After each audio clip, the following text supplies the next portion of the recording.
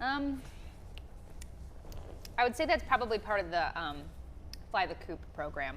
Okay, so it's more on the salty sauce. side. Okay, so it's the sweet and savory combo. His All right, scale of 1 to 10. 10. Oh my gosh. Solid. Well, now I'm alongside Jake Hamilton and Donuts McGee. Caitlin, why don't you make introductions? Why would you choose a chocolate donut right before we go? I'm starving, you guys. Clearly. I'm so hungry. You know, they had steak outside. I have a baby, and, you know, I'm still. Wait. I need calories. Oh, okay. Yeah. Okay. Yeah. No, I'm not pregnant. All right. Oh. Wait. Is that what it sounds Okay. like? My heart's I mean, I'm not going to lie. If you were going to announce it anywhere, I assumed it would be Chicago Now. We're getting to our trending topics now Okay. that you're back inside. And one of them has to do with a high school graduate down in Georgia. So here is the clip that went viral. And then there's a story that unfolded after this clip went viral. Let's check it out here. Hoy todo ha cambiado, no voy a negarlo. Pensamientos nuevos son los que ya cargo. Una nueva vida la que me estoy dando. Poco a poco envidia se van presentando. El tiempo es muy sabio y responde preguntas. All right, so there you saw it right there. A Metro Atlanta teen went viral after he showed up to his Burger King work shift still wearing That's the awesome. graduation stuff. He had a couple of medals, went straight to work, and so a customer who went into that location was so taken by the fact that, hey, there's this guy probably making whatever the minimum wage is, you know, depending on how, you know, these fast food workers are not paid enough, and he showed up dedicated, did that thing. So her name was Maria Mendoza, is the one who launched that video, took that video, then launched a GoFundMe to support his college dreams. So do we have a shot of the... Yes. We have a shot of the fundraiser and an update from Maria. Is it a big number? I can't wait to see. Also, I have another little surprise for you. The community wanted to help you out without knowing if you wanted to go to college or not. They asked me to do a GoFundMe for you. So I did a GoFundMe for you, and so far it has raised over $6,000. Over $6,000. I told you it was worth it, honey. I told you. Let's show everybody. The goal was 5,000, and the goal was 5,000. It has been over 6,000. I told you so. And everybody wants to know. His name is Macaulay Baker. And get this, you see how it said 11,500 has been raised so far? We just got new numbers. What is it? $35,000 has been brought in. So he was moved to tears by finding out $6,000 were raised. It's up to $35K. 1,200 people have donated so far. You know what? That gives me head to toe chills because you know that person deserves it. How cool is that? He could have easily said, I'm calling out for work because I just graduated. And yet he's showing up and putting in his, what he said he was going to do. Isn't that awesome? All right, so I saw this story that we were going to cover this, and I had to, and this is by no means the same situation, but I found myself in a similar circumstance back in 1996, right after my high school graduation. You see that right there, Gabs? No way. We didn't have to wear cap and gowns. Wait, they told us to are you on the left? I'm the guy on the left. Okay. Horrible haircut. That was what all the kids. Actually, I don't even think it's as bad as the froof haircut that all the boys are wearing. I totally see Theo though. Yeah, right. We're very similar. But anyway, that was what we had to wear to our graduation. I had to work in the box office at Ravinia. That was. This is. Yeah. Anthony, that's so funny. You essentially did the same thing. $75 an hour, and that's my friend Michael right there. We dutifully showed up after an all-nighter. Because, you know, the graduation party happened and my shift started, I think, 7 or 8 a.m. the next day. So we're taking calls from Ravinia customers asking us for tickets and directions to the park. What is it about men and having holes in their socks? May I ask? yesterday, Jake was sitting in this chair during the 9 o'clock show. He had a hole the size of Antarctica in his sock. Are they just like running on concrete? Like, I don't understand. Well, yeah, why are they there in the first place? And I'm not kidding. It was on full. It was as if like he had one of those like shirts that goes off the shoulders, but it was like his ankle, showing his ankle bone. Like, what are you doing, Natalie? I'm like, tuck it in, girl. I borrowed Grady's socks for the gym the other day, and on the bottom of both of the socks, 3 holes. I'm like, why are we holding on to these socks? Oh my God, Jim. Okay. Oh, those Jim, are some all nice we can socks. see is your rear end, which might even attract more viewers. So thank you. Wow. Well, Jim that's from our creative services department showing us he doesn't have a nice single hole in his socks. sock. So the second thing that's trending right now are lectures on tap. Have you heard of them? I have not. So it's a new TikTok viral sensation where professors and grad students go to a bar and they give a lecture on any topic they want. Oh my gosh, I'm looking at just- footage of this right now. You stopped doom scrolling and started going to bars because there's a new event series in Chicago where professors come into bars to give lectures while people listen to them over drinks. Awesome. I wonder what she's talking about right there. What are some of the topics they've been going into, Justine? They could be anything. They like could academic be, topics? They could be academic topics. They could be something fun. A lot of the times people are just there to listen. They have a great drink. They have a good conversation with other people, and they're just learning.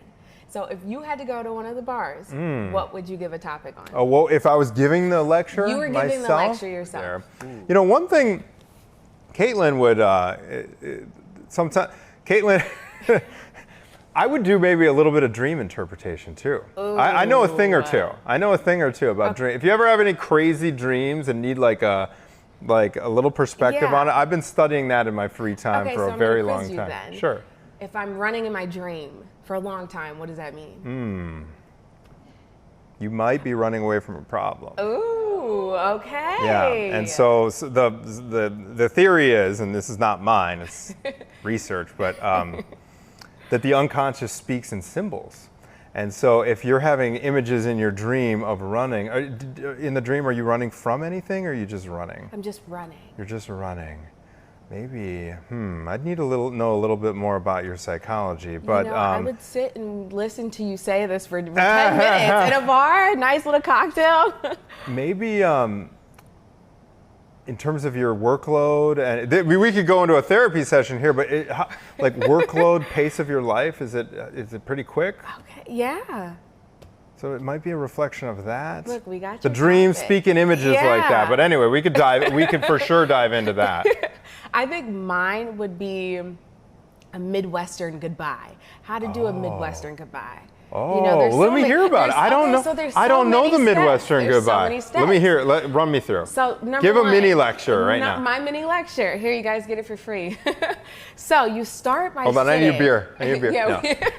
You start by sitting and you say, well, that was a great conversation. Okay. You got to do a little sigh, performative. Sure. Right? We're getting up. Now Yeah. we're going to go by the front door. We're going to continue the conversation. Yeah, so how was the kids? Yeah. Wrap that conversation back up again. By the door. By the It's door. got to be by the door. Like so 10 like minutes. 4 or 5 people just huddled around the door. Yep, we're still there. talking. Then we go to the porch. I'm saying bye. I'm saying, all right, Anthony, I'll see you later. Oh, what was that recipe again? You got to bring it back around. Eventually, I'm going to work my way to the car. In the car, turn the window down. And I'm like, yeah, okay, so I'll see you again maybe next week. Chat it up for another 5 minutes. There you go. While I'm backing up, it's a little wave. It's From a little, the porch? From the car. I put it in reverse. All right. Then I'm driving down. I make it home. I send you a text once I make it home. Okay. Yeah, we're going to have to follow back up. Do you go We'll see honk you. on the way out? Yeah, the goodbye honk. Just a little goodbye honk. And then once you get home, there's the text, I made it home fine. Yes, it's a solid 45-minute Midwestern goodbye. It's not quick. So- Speaking of stripes, have you guys seen this? Here's a transition. Right? Have you guys seen this new Runaway zebra video? Yes, absolutely incredible. If you guys haven't seen it, we'll play it for you and talk about it a little bit. This is Ed the zebra, right? This is Ed. This is Ed. Oh no! Oh, we fell there. Took a little trip. Okay, So where's he at then? So Justine? Ed is in Tennessee. They found him over the weekend. He was missing for about a week. They found him over the weekend. Why did they have to do that? They had to airlift him with a helicopter. They had to airlift him because he was just trying to be on the move. He was running around too much. Don't you feel like it'd be harder to get that thing wrapped up in this situation rather than just putting it in a truck? Like maybe he was in an area that was hard to get to. That's all I can figure. Maybe. I didn't see anything about that, but I just know that the owners got him one day, the next day he went missing. Well, coming up, we're going to be talking to Jake about ham and cheese. No, that's just his nickname. Jake ham and cheese. Okay. I can't wait to know I what call him that's all Sweet about. Cheeks. Sweet So that's Cheeks. Sweet Cheeks is what I would. I think he likes that too.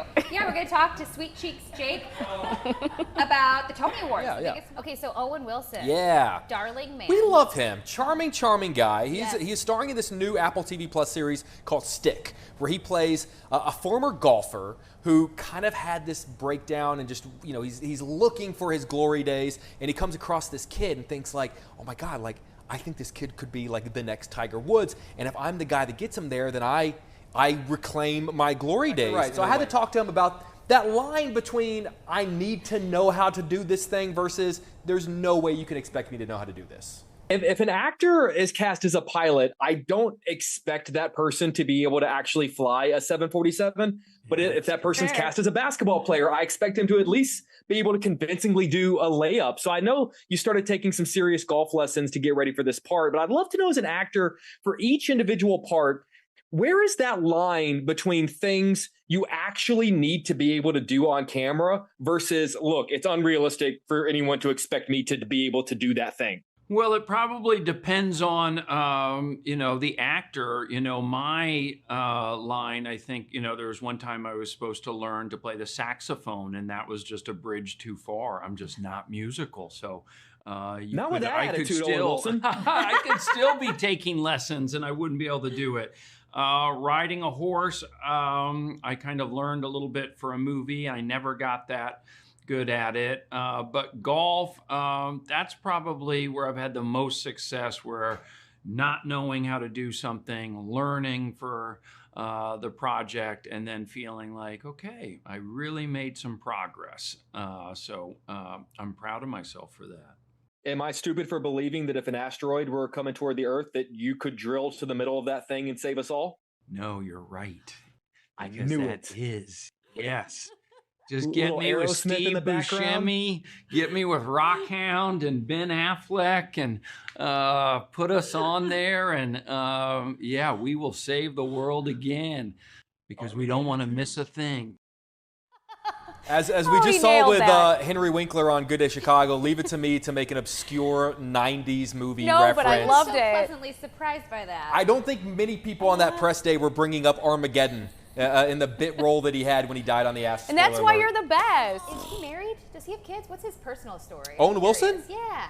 It didn't come up. Question. It didn't come up. He's like a Bradley Cooper, kind of a mysterious, hot guy, But you know? Yeah, he looks great. And But here's the deal. When it comes to these kinds of interviews, you ask, hey, are you married? And it is the most charming thing in the world, and you see the little hearts come out of his eyes. I'd stare down the barrel of that camera and say, yo, Owen Wilson, what's up, bro? You married? It does not play as well. It's different. So they're you gotta know which pocket you're shooting for. I think I would ask for the most inappropriate, And again, between your inappropriate questions and your Crocs, you can get by with it. Yeah. They're looking at me and they're like, keep your normal shoes on and ask Armageddon questions. I just feel like you're so close with these guys. You probably, went out to lunch afterwards and you found out. Well, it depends on the restraining order, how long the distance is that I have to keep from everybody. Tom Cruise likes to keep me at a solid 50 feet. Who touches you? We really have to phrase that differently. We really. What is? We'll cut that post. This is. I didn't mean it like that. Listen, I didn't even necessarily bring up Chicago. I didn't know. He was telling me that once upon a time, he performed Amadeus here in Chicago and told a great story about how great the theater town is, and not even an iconic Chicago snowstorm can keep people away. And I love Chicago. I played Chicago in Amadeus. What a theater town that is. One time I got up, it was such a blizzard you couldn't even see the street from the lobby. And I said, there's not going to be a show today. I've been in LA where there's a light rain and 30% of the people don't come. Do you know not one person passed? It was a sold-out house, and everybody showed up. I said, now that's a theater city. That's Chicago. Mr. Hamill, what That's better Chicago. to do? It's a I bad know. day outside. Yeah, You exactly gotta go right. inside Go see, and yeah. So he is in, Caitlin and I were just talking about this movie. He's in a really great new movie coming out called The Life of Chuck. That is actually my favorite movie so far this year. It's based on a short story by Stephen King. And I know when people hear Stephen King, automatically you think of what? You think of The Shining, you think of horror movie. It, exactly. But this is more in the vein of, if you're familiar with like The Shawshank Redemption, Stand By Me, Green Mile. It is such a beautiful movie. The closest thing I can use to describe it is, I've been telling people, It's a Wonderful Life. If It's a Wonderful Life were written by Stephen King. We are going outside into the elements, more specifically to the heart of the loop. Daily Plaza.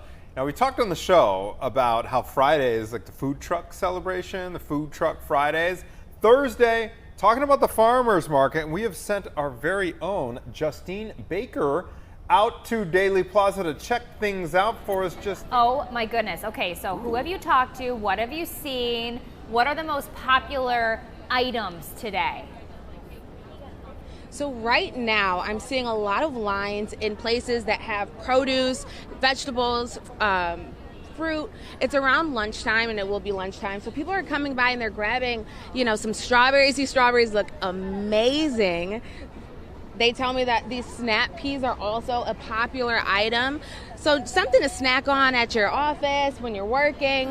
There's also so many other different things here. There's flowers and bagels, everything you can think of. Hi guys, Caitlin, I agree with you. I absolutely love the fruit here. I may or may not have eaten an entire carton of strawberries during the break, but I'm here with the Chicago Farmers Market's Program Director, Sandra Carrera. Hi, Sandra. Hi, thanks for having me. So I hear that you have some vendors that have been here for 2 decades. Talk to me about that. What keeps them coming back? I mean, look at that. Look at this. It's the Daily Plaza. It's the only plaza in the world that has a Picasso in it. It's historic, and people gather here from all over the city. It's the hustle and bustle, and it's a great place for all these local farmers to really unload all of their surplus of beautiful harvest. So I know that you guys have more than just produce and fruits and veggies. What else do you guys have out here? Things like jams and honey and salsas, lots of flowers and plants, and then also baked goods from savory to sweet.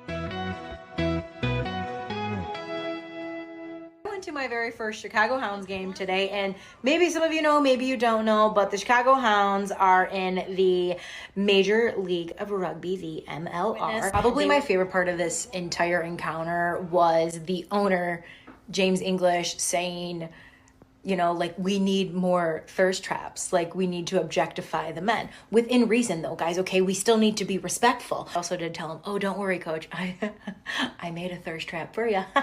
I cannot believe that I am having this conversation right now with an owner of a professional sports team. It was somehow, this was the most wholesome experience in sports I've ever had. Bravo. Welcome to the studio. Thank you for having me. Okay, so this is Jenna Duddleson.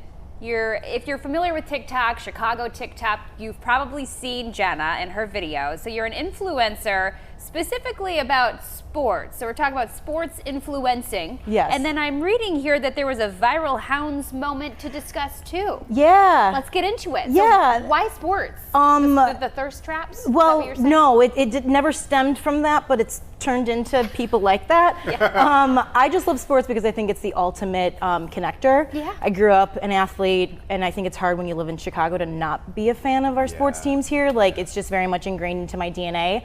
And I love to kind of expand outside of the traditional American sports. I think that we're kind of used to the major 3 or 4, you would say. But been wanting to go to a Hounds game. I've seen them on TikTok, and my friend suggested to make the thirst trap, and I was like, I don't know, it seems kind of tacky if I'm being honest. But I found out that everyone was really happy, and I think it was for the girls, and they seemed very pleased with it. You ventured into what is foreign territory for a lot of us with the Chicago Hounds, rugby. You know, you mentioned the major 3 or 4 sports that we tend to gravitate toward. What was that experience like for you? I went in completely blind. I had no expectations besides really being excited about looking at their thighs. Sorry, gentlemen, I know you're on the other side of the camera. Tall men in short shorts. Yeah, it's nice, you know. So, but again, like, I knew nothing about it. I had some buddies who played growing up, but didn't know anything about the game. I was Googling things, literally, like, what's the points? What does this mean? Why are we doing this? Because I knew nothing about it. Yeah. And then at the end, when we got to go on the field, I was like, there is no way this is happening. Like, you guys being in media know, like, you need media passes and credentials to talk to people, and there's just a line, and I'm like, what am I living in? Like, I truly felt like I was having an out-of-body experience. Sorry, like, what's the game itself like, and what surprised you about watching it? Football is for, I'm gonna try to find the politically correct way of saying this, like, for a bunch of, like, wusses. Like, we'll allow it. Judges will allow it. And I love football. Like, I love football very much, but at one point I saw someone like pulling a shirt and just like beating his arm up, and I'm like, so again, it was like, I'm like, what is happening? Because there's no pads. Because there's no pads, and it just the game never really stopped. It's pretty quick, and you're just trying to pay attention and figure out what's going on. And I was shocked at how violent the game was. Oh. Yeah, which I liked. You like? Yeah, I've never. I'm not gonna lie. Yeah. Do you know the rules now inside and out? You don't. No. I'm gonna learn them. I'm gonna learn them as we go. Yeah, I know nothing, but I'm here for the girls to help educate them as best as I can. And I'm in the way of the thighs, so. So see, just kind of a demonstration. A baby demonstration. Yeah. So it gets more extreme than what we're looking at right now. Woo! Okay, so amazing. In James's pitch, where it combines all these sports, we got to add cheerleading to it because this exactly. that takes a lot of strength. Do we have to spin on this ball? This is like a football. Yeah, like when you toss it, do you spin it? Yeah, I mean, if you can see that, Jake, if you go a bit further over and you can see the way they pass the ball, they spin it so it goes on a very faster distance really fast. Yeah. Oh my goodness. And that's the way they can move the ball really fast across a huge field, like a soccer field. Could I try? Really sweet. Catch it? I think wait. Hold on. Okay, how do we spin it? I'm just so curious. Yeah. It's gonna kind of like a doorknob almost. Oh wait, I gotta go on the right side. How do you do this left-handed? Like a doorknob. Okay, let's go. Oh, it's kind of okay. You got a grip on it. Yeah. Nice job, Caitlin. This way. Yeah. Oh, into your body. Okay, wait. Here we go. That's hard. Oh, because it has to go backwards. Yeah. Where are these gentlemen going to be hanging out before and after the game? That's what all the ladies want to know. Is there a get-together, a gathering, or are you guys all just behaving? No, they don't behave. Part of my job is to try and make sure they do. Wrangle them in, yes. I basically am a babysitter, and I think that Chicago should be very proud because there's not many teams that are winning. And if you want to come and watch a winning team, if you come down to SeatGeek and see a team that actually wins for a change. Thank you guys so much for coming in. One thing, Liz said I can get picked up. So I'm getting picked up. Go, Jenna. Can I do the thing where I'm in the middle and I catch the ball? Okay. Yeah. Yes. Here we go. Remember thighs. Okay. Okay, do I just stand here? Just like wait, have you signed a waiver yet? okay, sorry. Watch that light, guys. Stay straight. Stay straight. Okay, look at the ball. Yeah. Okay. Jump on that. You got this, Jenna. Jump. Keep your legs together. There you go. Yay, Jenna! And I didn't think I would have anyone on the show more famous than Jake Hamilton. We really have to raise the bar. We are in the presence of Chicago performing arts royalty. Finally, some respect. Tell us a little bit about your background here in Chicago, because you're an Evanston guy, right? Yeah. Got up on stage at 8 years old with John Cusack, and he and I did a Chekhov. We were butchering Chekhov, butchering it from a very early age, and got up with my parents, and we alternated the role. And I've been on stage ever since, and you know, a lot of people that we all know, actors, have trained with them. And you know, that's one of the many reasons I wanted to get up and perform and relate to these people and give back to them, and they have a reference for us. And I've been on the stage my whole life, and this town is they don't even realize how supportive they are, and it's not the norm. I'm telling you, I've been all over this country, and people don't show up the way Chicagoans, and I don't know what it is.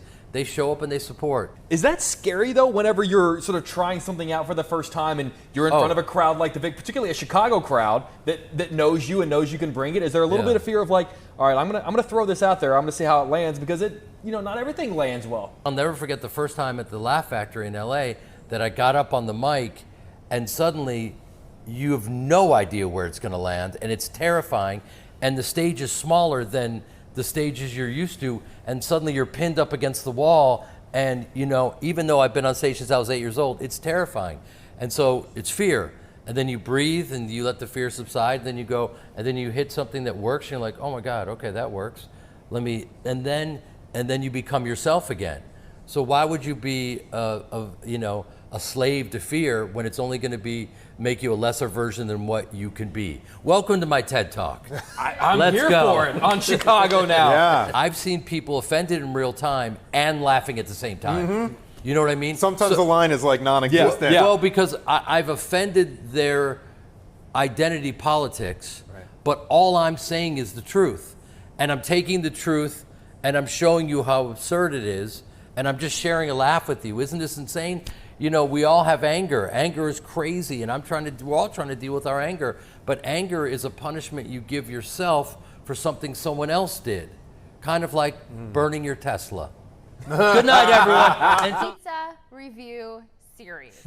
So Gabby visited a Chicago spot that's already gotten the Dave Portnoy treatment. Now she's giving us her take, and I cannot wait to hear all the details. I want to know take about it away, the Gabs. sauce. Where'd you go? Well, Anthony, Caitlin, I think that you guys definitely know about Barstool's Dave Portnoy, how he goes to these different pizza places around the country. He gives his review of these places, and usually whether they're a great review or really not that great of a review, people still flock to these areas. But one of our digital experts here at Fox 32 had the genius idea hey, why don't we go to these pizza places that have been reviewed and ask the chef, like, hey, do you think that was fair? What could you guys have done better? Did you see it coming at all? Do you even know who this person is?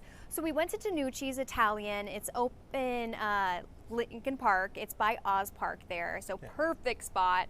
Beautiful inside, the patio is beautiful outside. The pizza I thought was very good. So we talked to Chef Sal, and he gave us not only a look behind the scenes at the restaurant, let us make some pizza, but also try some as well.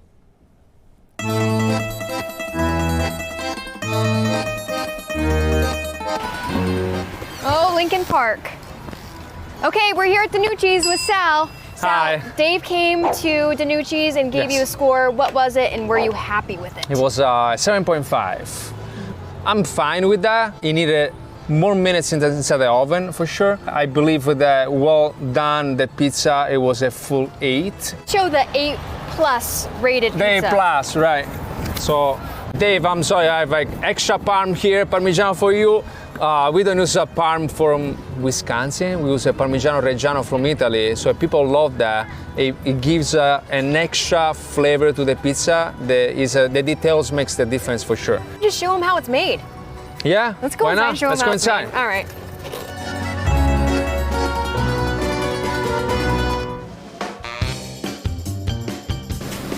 The most important thing here is the crust all around. It's a mix of different things. Growing up in Italy, I'm from Sicily. I'm surrounded of nature, colors, people working with hands, all these artisanal things. So we opened Pizza by Sal first in Wilmette, the North Shore, and then we opened this location right after and we introduced the pizza here. That's why on the menu it also says Pizza by Sal. And Sal is a real person, it's not like just a name, it's me. And our lovely Parmigiano. A little extra for Dave. Yeah, a little extra, okay. Sounds good. Okay, so Dave came in, Dave Portnoy, gave you a review, 7.5. Yes. That's pretty good. Yeah, it is good. Did you I'm think- glad with that. What was your reaction to knowing that he came in? I was surprised. I didn't expect that for sure. It was for me also a good thing. I like his point of view on pizza and judgments. We can make a better job do a crispier pizza for sure because that's how I like. And then I was missing something. It was for sure a full 8. So you knew who he was before? No, I didn't know. I didn't know it was before the review. Hey Dave, I'm waiting for you. So we can make a special pizza here and I cook it for you and then you give me the bolts. Okay? The nuccis, ready to go. Here you go, Gaby. All right. See ya. Extra Parmesan. Okay, Danucci's Lincoln Park. It'd be a disservice to everyone if we didn't give it a try ourselves. Of course, this has my own little sweat and tears in it, but look at it. It looks amazing. But we gotta give it our own try. One bite, everyone knows the rules. First, the flop test. Nice and stiff, a little extra crispy, more like 8 minutes in the oven, and extra Parmesan. Let's give it a taste.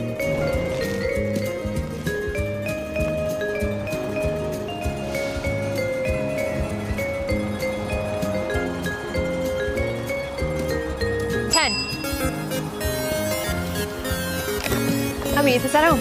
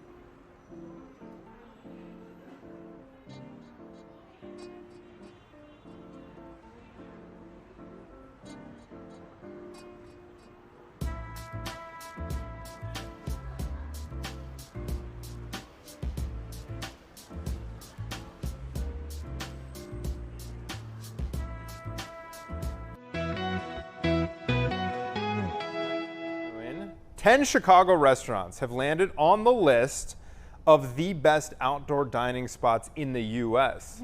And here to run us through these picks is Cheryl Paniagua. She is OpenTable's VP of Restaurant Sales and Services. Cheryl, thank you for being on Chicago Now. We really appreciate it. Thank you for having me. Great to be here. OpenTable. As someone who has never used this, what is OpenTable? What is it used for? And when should we be looking at OpenTable or searching for OpenTable? Yeah, so OpenTable is a software that helps restaurants run their restaurant operations, take reservations, seat diners, strengthen their relationships with those diners. But for everybody listening who enjoys eating at restaurants, which I assume is everyone, OpenTable is also a great place as a diner to find and book a reservation.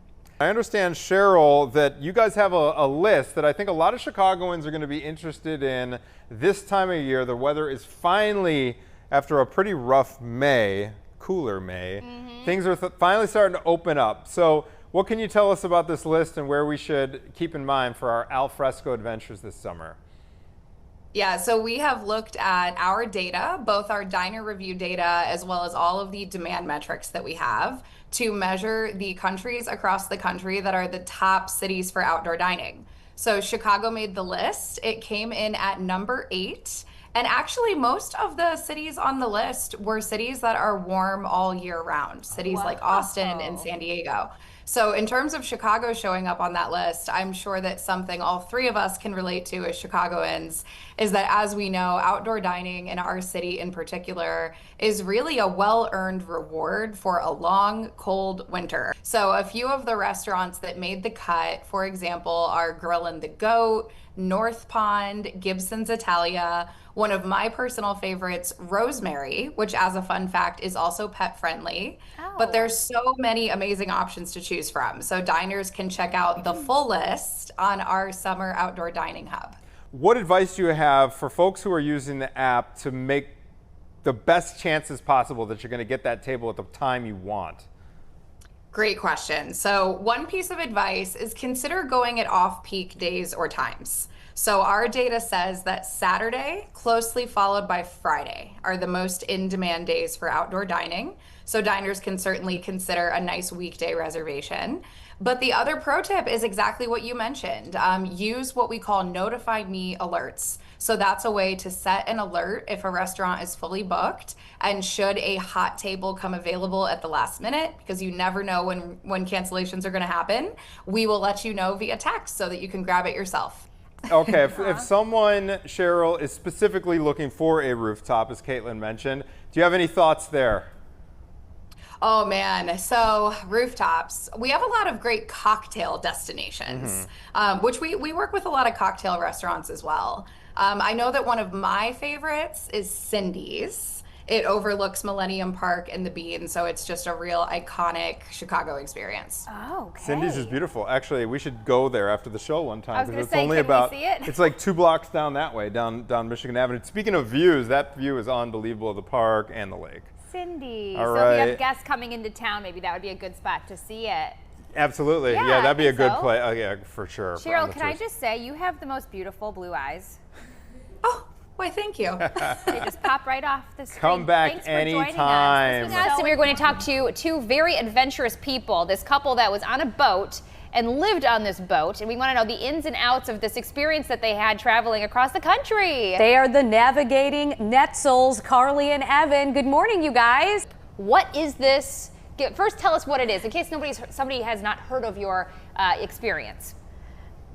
Absolutely, I can take this one. America's Great Loop is an adventure all by water, and you go down the coast, or you go up the coast all the way from Florida to New York, and then across through the Great Lakes, down the river system into the Gulf of Mexico, and around Florida again. So it is a 6,000-mile journey that about 300 people do a year, I'd say? Like 250 boats to do it each year. And Together? Most of them are like retiree age, so we're definitely on the younger side. So are you guys? I think you were high school sweethearts. Did I read that? So you've known each other for a long time, but I mean, you can't go to bed angry when one of you has to pilot a ship or a yacht or a boat. Yeah, that was something in our marriage before we left that we agreed on. We'll never go to bed upset with each other. And boy, does that hold true when you live on a 36-foot boat, because you can't get far away from them. I always tell Carly, we have to, if you have a bad day, you are on a boat. So just look out the window and see, your surroundings and kind of center yourself again. And what has been your favorite location so far? Yeah, that's a good question. We are currently in the Hudson River in New York, north of New York City. And my favorite part definitely is the little nautical towns, fishing villages that you go to that you wouldn't otherwise. Like nobody's like, let's go on a road trip to this tiny town with one stoplight, but we're getting to see these areas, and the people there welcome us in. They're excited to have us on their dock, fresh food. Those are definitely my big movies. So Peter Fonseca with Chicago Sports Bums is joining us this morning. It's a podcast. It's a brand devoted to White Sox, the Bears. This guy knows his stuff. So good morning, Peter. Thanks for being with us this morning. Peter, will you first of all run us through, for those who weren't watching this kind of unfold in real time this past week, initially, right out of the gate, when we found out that Pope Leo XIV was from Chicago and everyone started doing this background, there was a little confusion about where his allegiances, baseball-wise, were located. So run us through kind of what happened and how this all shook out. Yeah, so we as the Chicago Sports Bums, we say we're incessantly online. We're online all the time. And as soon as we found out that the Pope was from Chicago, the rumors were, oh, he's got to be a baseball fan. Who does he cheer for? And there were some other publications and some other news organizations, not as reputable as Fox 32 Chicago, I may say. But they definitely ran with the Pope being a Cubs fan. And I know the Cubs put it up on the marquee, and everyone was cheering that the North Side got the Pope. But slowly but surely, there was leaks and reports out there. I saw a couple tweets before even the Pope's brother got interviewed that, no, this is wrong. And then the news hit, the interview hit that he is, in fact, a Chicago White Sox fan. And like I said, we needed this type of win. Peter, does it almost feel better that this honor was kind of given to the Cubs and then taken away from the Cubs? Doesn't it feel, it kind of feels better, doesn't it? 100%. Whenever you get the needle, the North Side a little bit, you pull the rug out from underneath them. It felt a little good. You saw people, pouting online. That felt good. At least to me it did. Good. Is it possible to pull up the clip? Okay, so we're gonna pull up this clip. They're 2 strikes away from a win here in 2005 in Game 1. Versus the Astros. With Jenks on the mound. Right there. And Everett at the plate. Right there. Yes. There's a little more hair on his head, but that was clearly it's a little darker. Pope Leo XIV, right? Chicago Sports Bum, Peter Fonseca.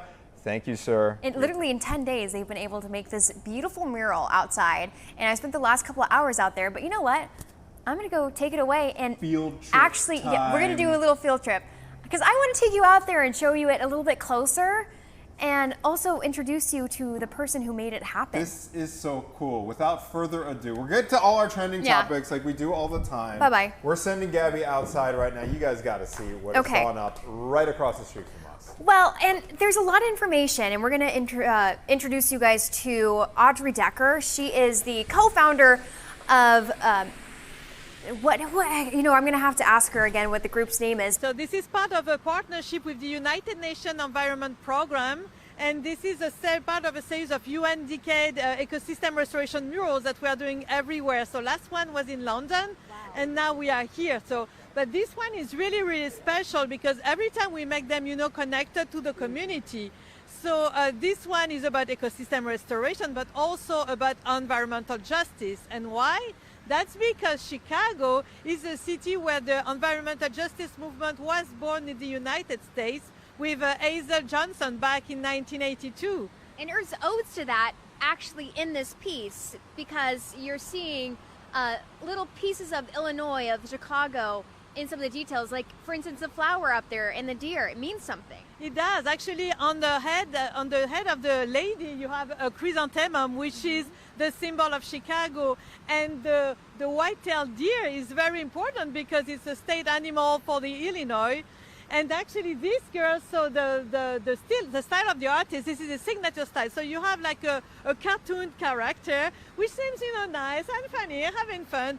But inside the ribbons, you have like a lady, and she's standing tall and looking at us saying, what are you doing for your planet, for your community, for the environment?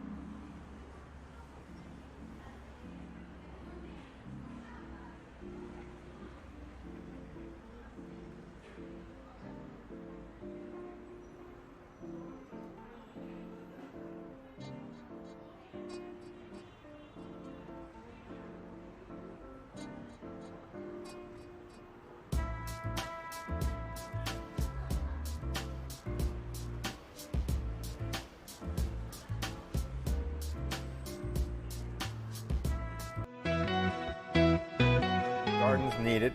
We, without further ado, are going to go outside to our plaza where, standing by, we have Jenna. There she is in the cute yellow poncho to give us a real-time feels like temp. Jenna, take it away. It looks kind of windy out there. All right. It's a tad windy. I took one meteorology class in 2011 and nearly failed. So this is a unofficial weather report. Windy, not raining, chilly. 0 out of 10. Don't go outside if you don't have to. Okay. 0 out of 10. Can't we get like a 2 out of 10? Sweet. Jenna, that was amazing for her debut weather live report from, Jenna Carroll out on the plaza. Stay dry out there. Taking one for the team out there. Okay, get inside. Anything for you guys. We need you back inside. We need you back inside. I like the poncho too. So sweet. Delaney created something with our pictures. AI created a boyfriend or girlfriend for us that would be ideal based on our image, from what I understand. Let's check these out. Oh, she's pulling it up. So this is supposed to be the ideal boyfriend, ideal girlfriend. Yeah, it does. Okay, here's Ponce. Let's see who my ideal lady is. Oh my gosh. No thanks. Oh my goodness. No thank you. Wait. Yeah, she's the chief financial officer of a pharmaceutical supply firm, or she's got kind eyes. Here to talk to us about the latest spreadsheets. Wow. Yeah. Okay. No, I'm gonna definitely say that's a huge swing and a miss. Well, that's because you're married to a very lovely lady. So that's supposed to be my ideal woman. Wow. I mean, yeah, stop. I mean, look at that. I don't think you can compare. Not even close. Yeah, I'm glad real life trumps ChatGPT. Maggie she's smoking. She's a stunner. She is smoking. We are cruising on into our Reddit. Say hello to Mr. Ted Chavez. Yeah, operations royalty. Hey, sir. He's largely responsible for this beautiful set we have. He's a big manager. Great job, Ted. Thank you for the cameo. Thank you for the cameo. They said I could swear, but I won't. Don't do it. But I didn't know that you were a Sox fan. I thought since you're a Northsider that you'd be a Cubs fan. No, You're I was fan. a Sox fan in enemy territory growing up as well. love that. I grew up in the northern suburbs. Little known fact, my dad, my brother, and I, we sang the national anthem on opening day at Comiskey Park. Please tell me you have that Oh, on tape. it's on YouTube. I'll have Jenna and Delaney pull it up one of these days. Okay.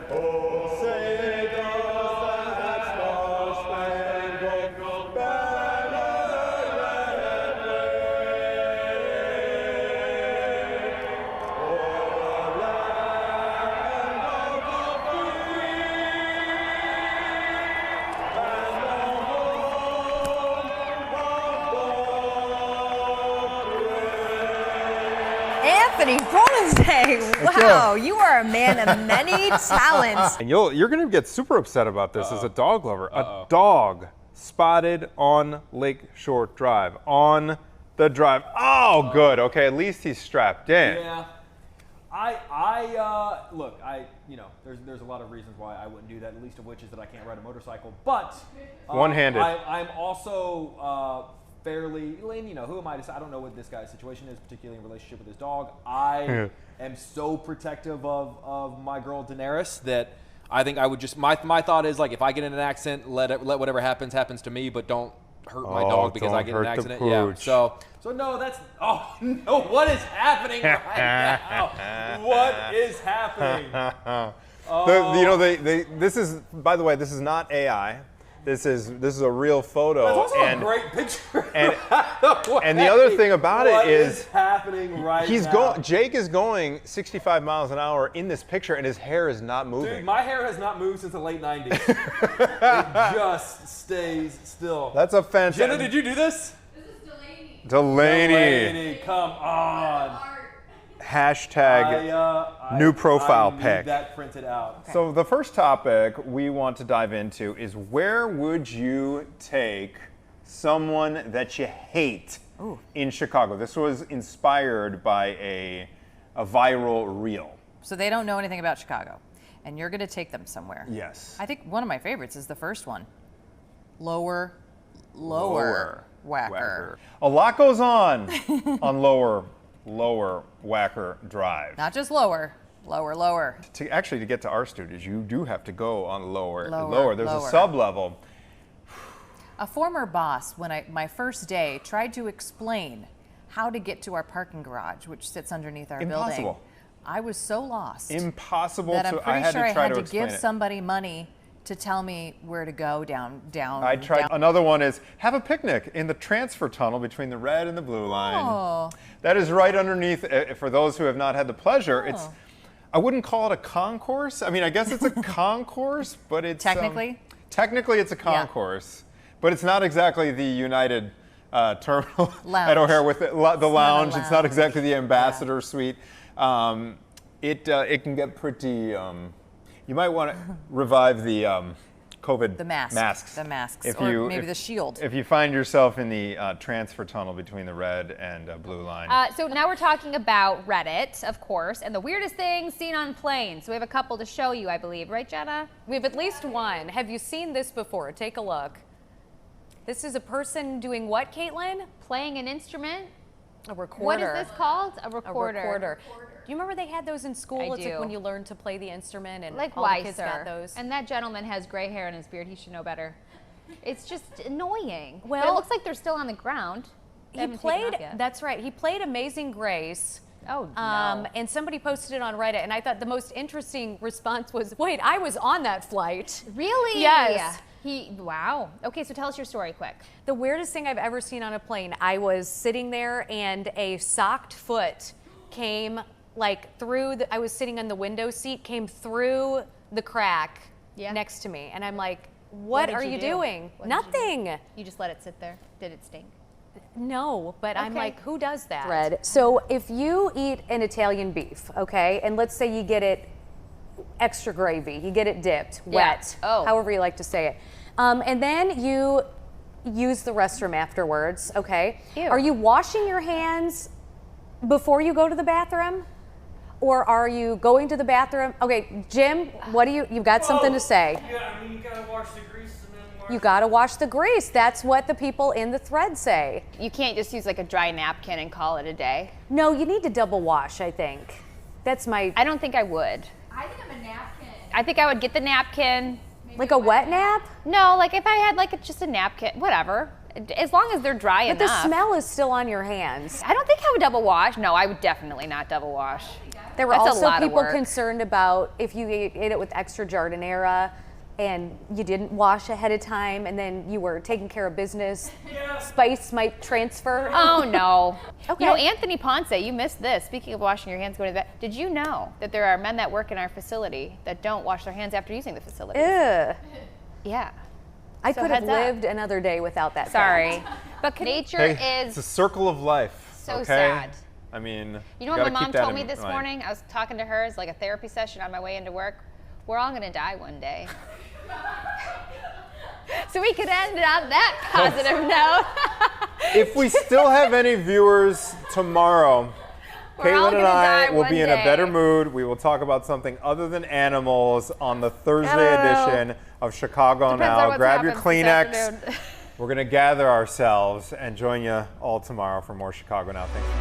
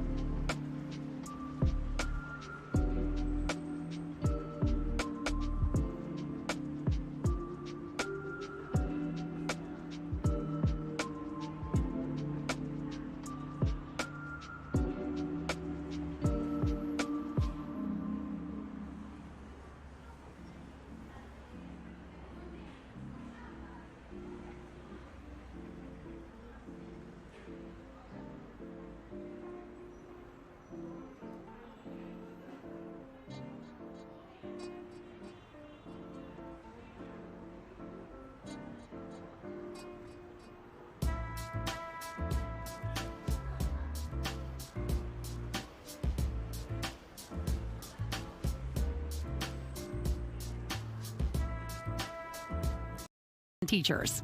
Our 30th anniversary sales event ends July 5th. Call Renewal by Anderson to schedule an appointment. 773-352-8100.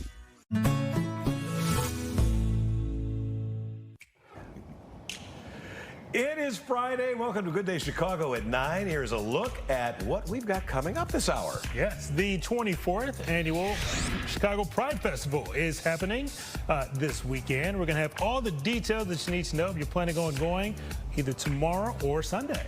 And this weekend is going to be perfect for grilling food outside, provided you stay hydrated. Right. Later in the show, we're going to have the Grill Dads joining us from the plaza. They're going to give us tips on grilling for large crowds of people, especially with the 4th of July coming up. Oh, yes, that is a biggie for the grill, yes. Yeah. Okay, and we're going to class things up around here. Yeah, the Miss Illinois competition is about to kick off soon, and we are super pumped for Miss Chicago 2021. 25, who is competing for the title. She's actually going to twirl into studio to talk about her journey and the message that she wants to spread to everyone. Beautiful young lady, and excited to have her here with us. She said she's bringing the crown. Okay. Bringing the crown. Not the baton. I like to say my pageant days were over 20 years and over 40 pounds ago. But let's talk about the weather now. Mike, what's going on other than the heat this weekend? You mentioned something about the heat. That's what's going on this weekend. Yeah, look, this is going to be blazing hot here. Today, not too terrible, with temperatures that are going to be maxing out generally in the mid to upper 80s. We have temperatures now that are in the 70s, but on their way up here. The only thing holding temperatures down a little bit, the fact that we have some light rain trying to move in from the west, and that will kind of stave off how warm things are going to be getting here later on. If you could see what's going on behind me, you'd be absolutely amazed. Tomorrow, Sunday, and Monday, that is when things are going to go crazy temperature-wise, mid to upper 90s. We have an extreme heat warning in effect for Cook County, and then it's a heat advisory for the rest of Chicagoland. But the point is, all of us are going to be dealing with these very high temperatures, could be breaking records on Sunday and Monday, and enough humidity to get that heat index up there to about 105 all weekend long. Back to you both. Okay. Well, hundreds of bikers, they are pedaling for pediatric cancer. This is all in support of Lurie Children's. This is now the 11th year for the bike ride, which raises money for the Pat Max dual mission. About 60% of the money raised goes towards supporting pediatric brain cancer research. The other 40% supports the families of young cancer patients. When they have trouble paying bills because they can't work because they're caring for their kid, or when there's something that insurance won't cover, they apply to us and we help them make it through this journey. Well, you can make a donation by visiting patmaxpac.org. We're also going to have that link on our website at fox32chicago.com. Well, this week, 40 children set sail on Lake Michigan. So we've got people doing all different kinds of things outside. During a unique summer camp experience, Spectrum Sailing designs something for kids with autism that they'll never forget, helping them build confidence while tackling new skills. It is expanded to more than 250 young sailors in 12 cities, including 2 here in Chicago. Not only do campers learn water safety rules, they also get to connect with other kids in a safe and fun space. It has proven to be a rewarding experience for children and parents alike. I was just excited to give him this opportunity because, I mean, we live in the western suburbs of Chicago. I didn't think he'd ever learn to sail. I mean, what a cool thing. And I think he has felt comfortable, and I left the other day and he was like, okay, see you, Mom. No problem. So, yeah, I think he's having a lot of fun. Not only is it beneficial for the kids, but we also have the parents that are able to network with each other and share stories and just relate to each other on a more personal level. Really sharing a sense of community among folks. The 3-day camp is completely free to families and teams up with yacht clubs across the country to make it happen. The camp's next stop is Detroit. Sailing takes me away. Oh, no. All right, let's take a look at what's trending around the U.S. and here in Chicago. We just learned that former Cubs player Sammy Sosa is returning to Wrigley Field today. Okay. This is the first time in 21 years he's going to be back at the friendly confines since leaving the Cubs under not the best terms. How about that? He issued an apology, you know, and I think all is well now between everyone. Yeah. He might and he was a really popular, you know, after he made the apology, he was a really popular part of their tour last year. Yeah, and he might actually be, you know, suiting up and playing as an outfield and maybe taking a few swings for the Cubs. Probably hit one out. Yeah, I bet he could. All right, with the hot temperatures, though, that we are anticipating for the weekend.